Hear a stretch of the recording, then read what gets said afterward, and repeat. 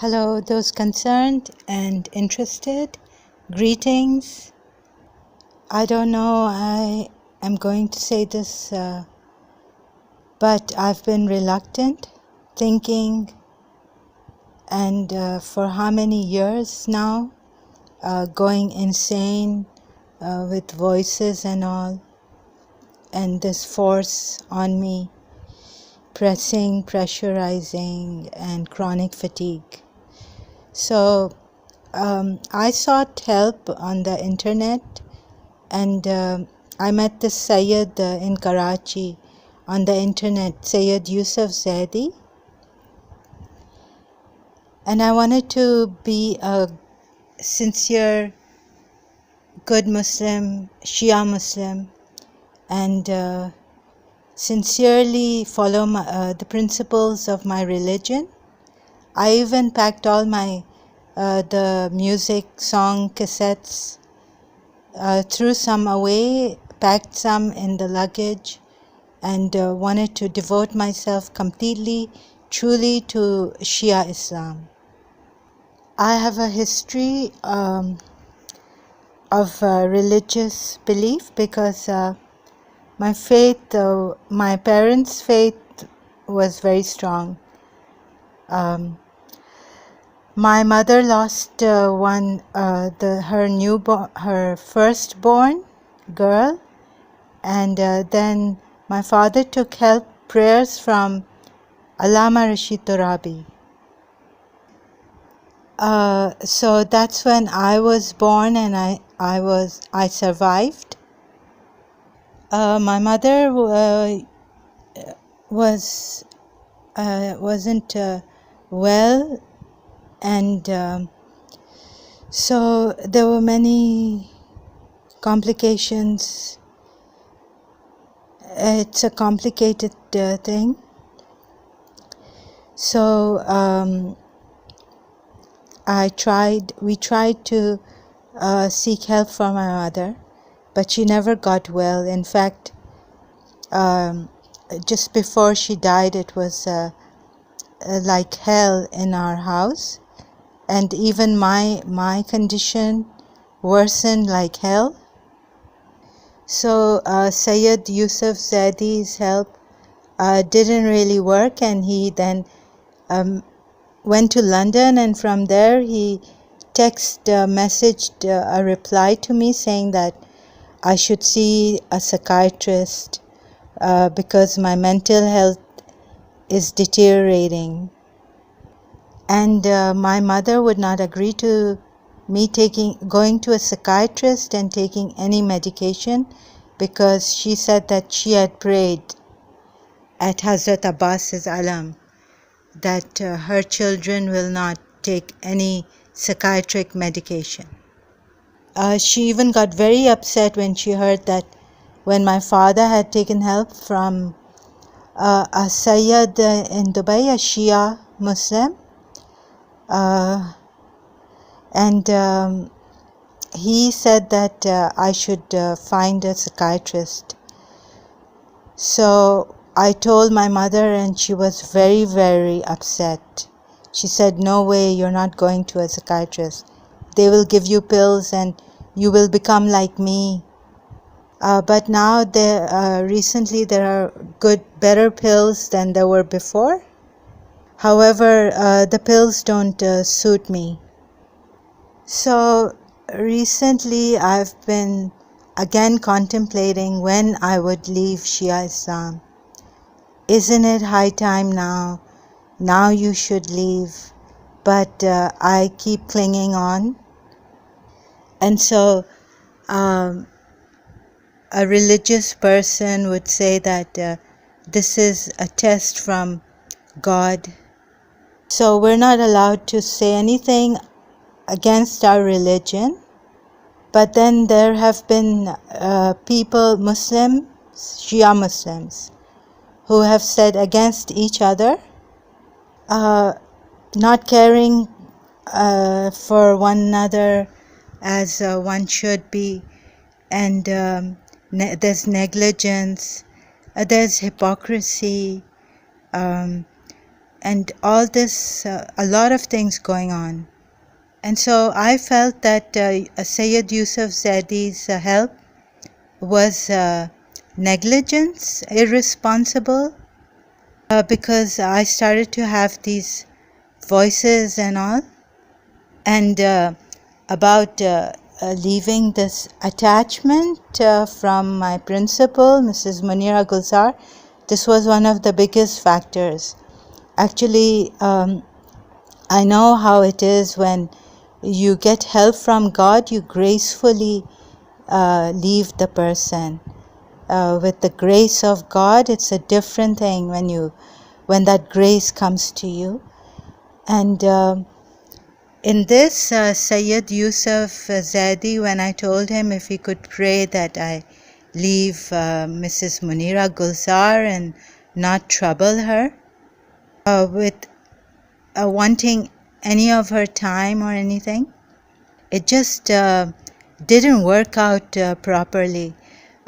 In my dreams, once I had this dream that Hazrat Abbas, I'm praying that I meet the principal, because that desire just grew to a great extent. It was too much for me. And so I slept and I was crying and praying to God to meet my principal. And Hazrat Abbas, I heard say that he's going back to get water for Bibi Sukaina alayhi salam. And I woke up thinking, okay, this is a great dream. I'm going to get well and meet my principal. But my condition just was the same.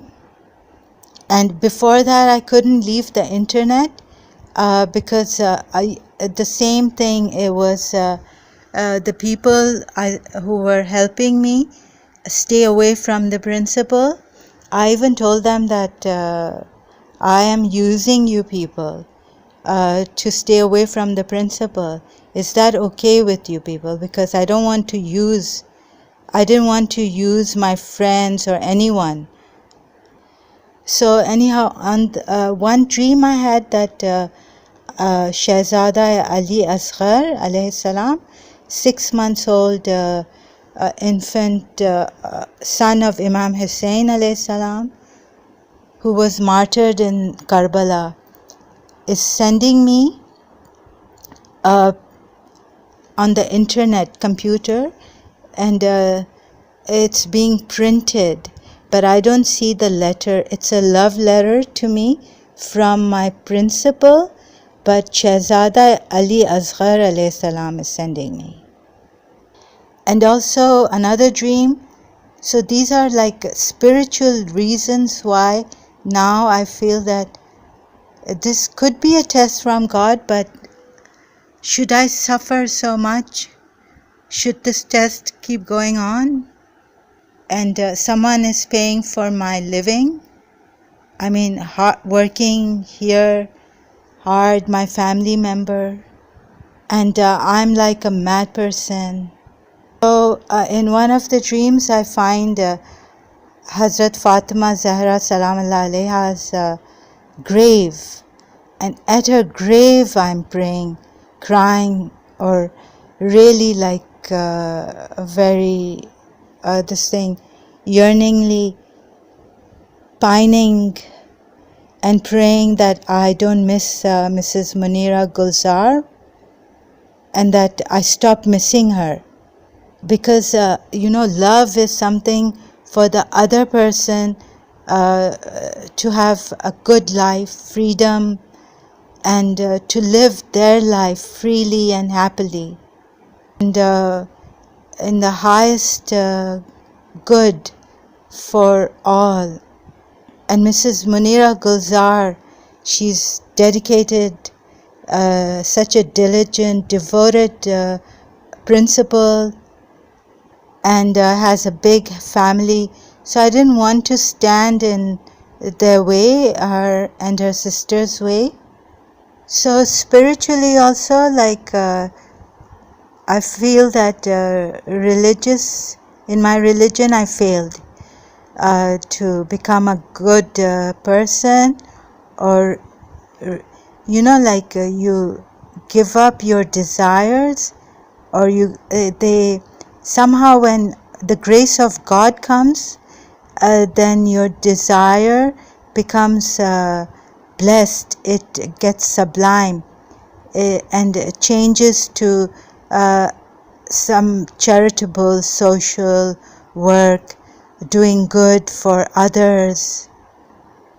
And that didn't happen. And the prayers are Shia Muslim prayers. We have dua book. I said a lot of those prayers, and Naade Ali, Ayatul Kursis, and from the Quran too I was given prayers. And I couldn't even pray my salat. I was so this thing about my religious principles, and I thought, okay, now I've come back from London, and I'm going to devote myself to religion so that I would be able to help, be of service to people. And so one Ramadan, from doing my prayers on Shab-e Qadr, I came back thinking I'm going to now say 100 rakats. There was a time in my teenage years, I was in Dubai in the Imam Barga. I said that I said 100 rakats, of salat, salatul qaza. But here, with so much ambition, like the desire, I couldn't. I came back home and I felt withered, deteriorated. I had this terrible headache, my stiffness and all, and I just couldn't say my 100 salats, prayers that we have missed over the years, to cover them.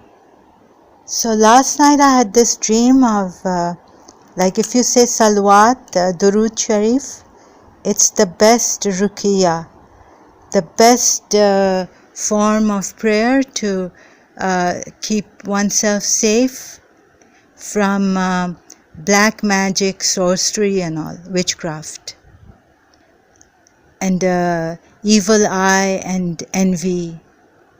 And there was something of Shahzada Ali Asghar alayhi salam again. So I woke up and started to say my salawat, but I get very restless and very scared of, I feel I'm going to fail and it's going to get worse, because I've seen some Shia Muslims condition getting worse. I've seen my mother's condition getting worse. She had to go to psychiatrists and take medication for the longest time. And my heart used to sink, seeing that the prayers for us are not working, whereas those who harmed us were quite alhamdulillah. So my mother and I, we've had the psychological problems and all. And then there was great trauma and shocks we've had. But the religious people would say this is life. It's a test from God, and we must go on. And I used to be shocked when someone would give me the example of how untroublesome is someone who actually hurt me in my childhood, wanted me to be molested. And yet they didn't go through anything troubling others, or even their one family member. just the daughter-in-law's daughter. And if it was me wandering around and getting into this area where my own house, in my own house, I would be molested by a cook, a servant, then how come in another area where my grand-aunts used to take care of me, my maternal grandmother's place, I was not molested? With my grand-aunt, sometimes I used to go downstairs to get some things. She would take me and I would not wander around. So the person who was responsible for me in the afternoons in my house and her house, it was actually owned by her. Shouldn't she be held responsible? But it wasn't like this. And most of our lives we've been this thing, taunted and stuff like that, insulted, you and your mother, by our Shia Muslim family members. So, but when it comes to religion, don't say anything to Islam, don't say anything to Shia Islam, and respect Imam Hussein alayhi salam, which we do, but we can hurt each other's feelings and say callously things to one another. Yes, but God help me at least not become a promiscuous teenager. Yes, and in my dream I saw that Imam Ali alayhi salam hugged me, and then when he hugs me, he's picked me up as a child when I was a child. Maybe then this is the will of God, that I should remain mad after the principle and all. So my point here is that I wanted to leave Shia Islam, but something like, for instance, this could be a test, a spiritual test even, and in every way, mind, mental sickness, and a lot of bad behavior also came out of me. But only recently I thought of His Highness Aga Khan, and I pleaded out to him to help me behave myself and bless me. So I stopped misbehaving on Facebook, internet, and on the page I've created for my principal, and before that the page by someone created for Mrs. Munira Gulzar by Hamdard, I think, Hamdard School. There I was misbehaving so much. Yes, and due to my condition, I would avoid any evil person and want to be in my cocoon of purity and goodness. But when the disciple telepathically communicated to me and it started, the madness, repeatingly, it was repeated and I couldn't take my mind off. My mind, if I tried, the force was so much on my mind, my thoughts.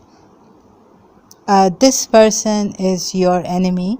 It would be repeated, and this one wants to harm you, and wants to make you mad. So all these things would be repeated, and I did go insane, because I cannot take so much hypocrisy and so much my mind was stuck on evil things all the time. And if and also I couldn't stop asking, what is this, and who has done this to me, and all the nervous breakdowns and nervous shocks, throwing up and things, very bad things were happening to me. So there was, you know how one, in one's quietness, silence, resting at times, like one does feel angry because some wrong is done, but there comes a time when you don't want to give out secrets. You feel ashamed and for them, and you also feel this thing of not disclosing secrets of someone, but there was so much hurt inside, and my being was not resting in that silence where you feel you don't have to say things out anymore. The healing takes place and then you forget about it. That's a normal thing. A normal person, it happens to them, but not to me. It became very mad, insane.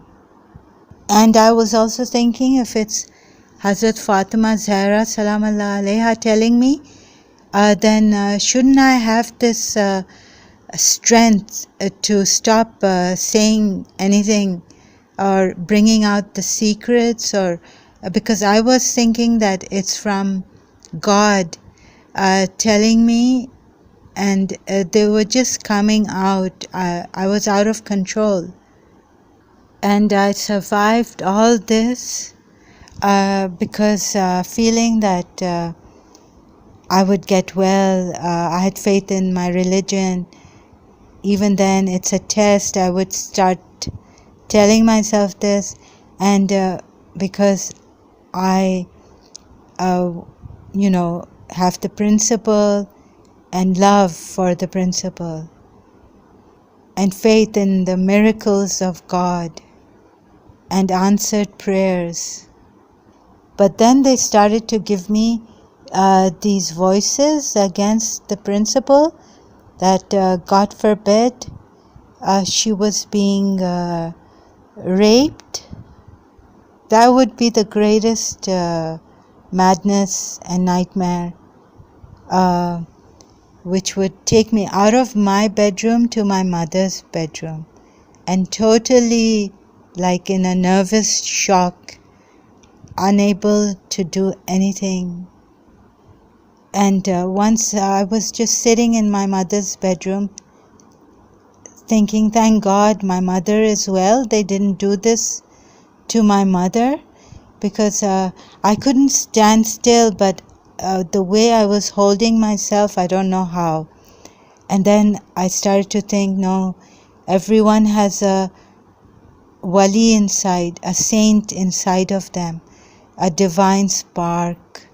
Now there are people saying this, that we humans have a divine spark in us.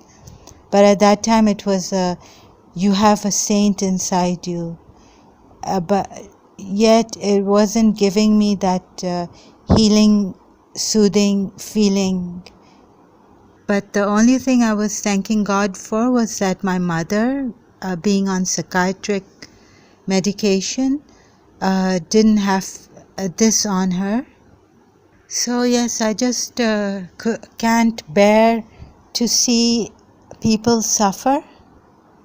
And at the age of 15 and a half, I got separated from a teacher from KAS. So before that, I used to go to hospitals and not feel depressed. I could, in a healthy manner, give and receive. But later on, during the separation, I was good for nothing, not even for my studies. And so I couldn't even stand to be in a hospital for a moment. But then this faded away when Hazrat Maryam alayhi salam sent me bread, and I met the principal, Mrs. Munira Gulzar. But there were times I was really scared of the restlessness that I felt during Miss Desa's separation. So I used to pray to Hazrat Maryam alayhi salam to pray for me, intercede to God for me, and may I not feel this kind of restlessness, the kind that I felt being separated from Miss Desa. And I felt that for 5 years. So right now I'm confused after having thought of everything, the reasons that I could leave my Shia Islam, and then there are reasons like this is a test from God. Then what is a good life?